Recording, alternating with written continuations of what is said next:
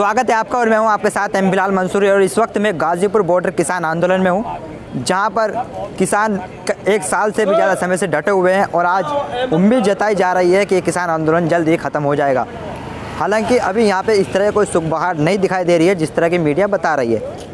मेरे पीछे अगर आप देखें तो तमाम राष्ट्रीय चैनल जो अपना आपको कहते हैं वो यहाँ पर मौजूद है, जिन्होंने किसानों को खालिस्तानी तक कहा और इनके खाने पीने पर उंगली उठाई, वो सब यहाँ मौजूद हैं और इस किसान आंदोलन को कवर कर रहे हैं और ये उम्मीद लगाए खड़े हैं कि किसान आंदोलन ख़त्म होने की उन्हें खबर मिलेगी। जी, आपका नाम क्या है और आप कहाँ से हैं? मेरा नाम संजय प्रजापति है, हम जिला अध्यक्ष कासगंज से हैं, BKU।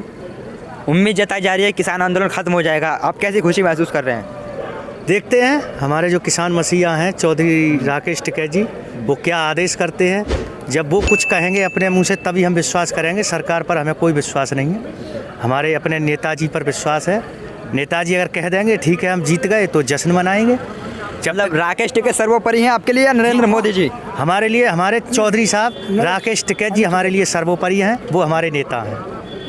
और सरकार पूरी सरकार चलाई है, देश चला रही है, आप उसे? हम सरकार को जानते ही नहीं, हमें सरकार मिली नहीं। हम तो सरकार को एक साल से ढूंढ रहे हैं, सरकार हमें मिलती नहीं। सरकार है कहाँ? हमारे तो जो किसान मसीहा हैं। तो फिर चुनाव में किसे देखेंगे आप?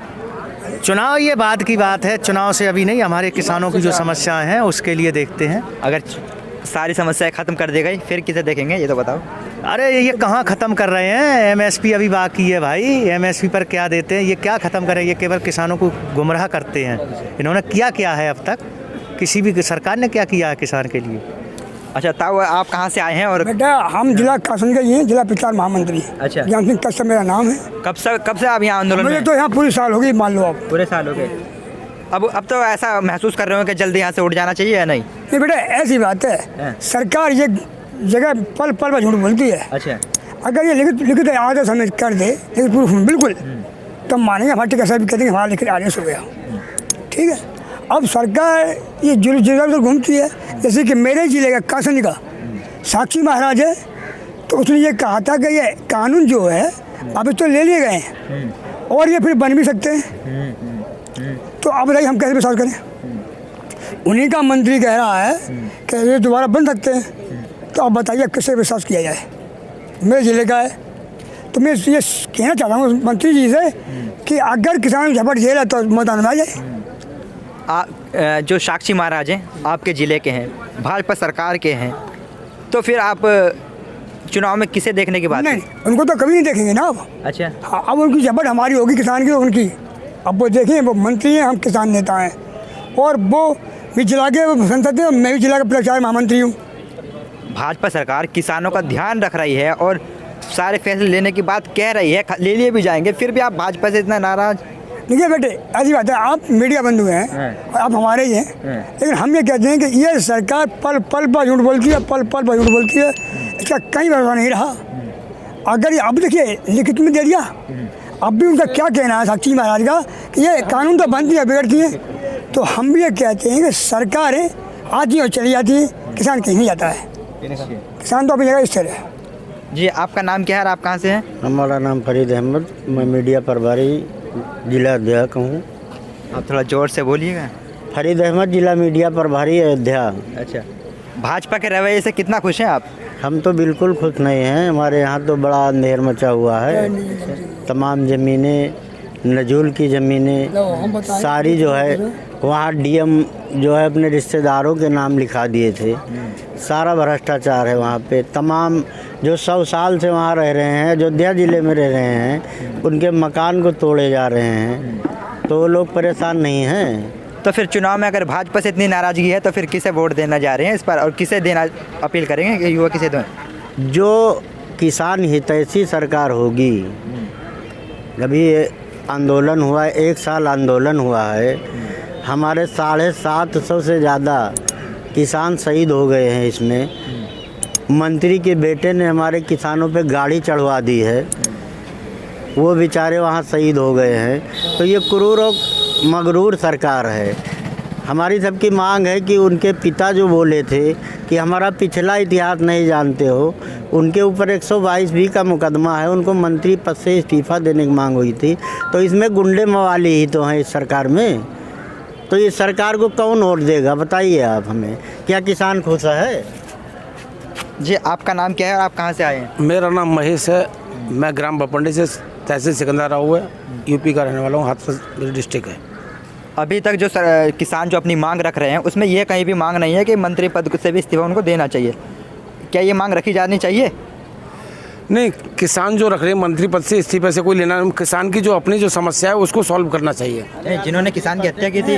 नहीं, हाँ, उनसे तो बिल्कुल, जिन्होंने किसान की जो हत्या की, जो लखीमपुर, वो जो वहाँ पर लखीमपुर वाला जो केस हुआ था, वो तो बिल्कुल सरासर ऐसे जैसे जलियांवाला बाग में हुआ था उस तरीके से हुआ था। वो तो हाँ, उसके लिए तो इस्तीफा देना चाहिए उनको। ये क्रिमिनल, मतलब ये सरकार जो क्रिमिनलों की सरकार है, जिस तरीके से मतलब किसान आदमियों को आप गाड़ियों से रौंद दें, कहाँ का। तो आप सभी किसान कहते हैं ये क्रिमिनल सरकार है, इतने सारे मंत्री और सांसद है, फिर जीतते कैसे और कौन जिताता है? इसका मतलब तो हम ही अपराधी चाहते हैं ना। नहीं, जीतने का तो ऐसा नहीं है कि ये सब ईवीएम है कुछ। ये जो वोटिंग जो ईवीएम की है, पहले जो वोटर होते थे वो दूसरे तरीके से होते थे, बैलेट पेपर पे होते। अभी क्या ईवीएम में सैटेलाइट जो डाउन कर दिया, सर्वर डाउन कर दिया, कुछ सिस्टम उनके ऊपर ट्रांसफ़र हो गया। आपने देखा नहीं है कि आज तक जो आम आदमी पार्टी है उन्होंने के उनके मंत्रिमंडल में बोला कि ईवीएम में घोटाला है। नहीं सुना आपने? हाँ, उसकी वजह से भी तो हो सकता है। अब देखेंगे सरकार का क्या रिजल्ट होगा। अच्छा, तब आपका क्या नाम है और आप कहाँ से आए हैं? राजवीर सिंह अमरोहा से। अमरोहा से आए हैं।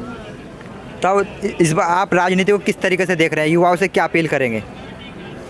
युवा भी अब कह, अभी तो भाई हम कुछ नहीं कह सकते। अच्छा, वो तो वक्त बताओगा जल्दी। जो राजनीतिक पार्टियां हैं वो कहती हैं हम किसानों के जो ब्याज है उसको माफ़ करें, कर्ज को माफ़ करेंगे। सिर्फ इसी बात पर चुनाव जीतती है और इसी बात पर किसान वोट भी दे देता है। किसान इतना लाचार क्यों बना हुआ? सरकार, किसान जो है अपने आमदनी की बात क्यों नहीं करता? वो ठीक है, उसी टाइम देखेंगे। हम तो जब वोट डालेंगे किसानों का किसे देना हमें, क्यों उसी टाइम डाल देखेंगे। अभी क्यों कहते हैं हम किसी को। अच्छा, नहीं, मेरा तो किसी एक पार्टी से नहीं है। मैं तो ये कह रहा हूँ कि किसान, सारी राजनीतिक पार्टी ये कहती है कि हम किसानों का ब्याज माफ़ कर देंगे, कर्ज माफ़ कर देंगे। सिर्फ इसी के वजह से सरकार को वोट क्यों देते हैं? किसान इतना आत्मनिर्भर क्यों नहीं बनता कि वो ब्याज माफ़ करने की नौबत ही ना आने दे? सरकार से इस तरह की मांग करनी चाहिए ना। नहीं भाई, अब ये तो किसान तो चल ही रहा बेचारा, कर रहा, उसके फसल के दाम नहीं मिलते पूरे, इसलिए तो सड़कों पर बैठे हैं। बहुत ऐसी हैं, मतलब मजबूरी हो जाती है। मजबूरी हो जाती है, क्या करा था। कब तक रहेगी मजबूरी? अब एक बताओ, सारी राजनीतिक पार्टी सुनो, फायदा उठाएगी। एक मिनट, इन्होंने आदेश करा था कि अभी 14 दिन के अंदर किसान का पेमेंट हो जाना चाहिए करने का। पिछले साल का पिछला पीरियड का पेमेंट भी रुक रहा कुछ मिलों का, और अब फिर 1-1.5 महीना मिल चलते हो गए, कोई पेमेंट भेज दिया इन्होंने। कुछ जो कह रहे कर रहे हैं वो नहीं करते ना, बताओ क्या करा जाए। अगर हम यहाँ पर देखें तो किसानों के बीच यह सुगबुगाहट बिल्कुल भी नहीं है कि किसान आंदोलन कब ख़त्म होगा, कैसे ख़त्म होगा, क्योंकि इनका जो ऐलान है वो राकेश टिकैत पर टिका हुआ है कि वो ऐलान करेंगे और इनका आंदोलन ख़त्म हो जाएगा।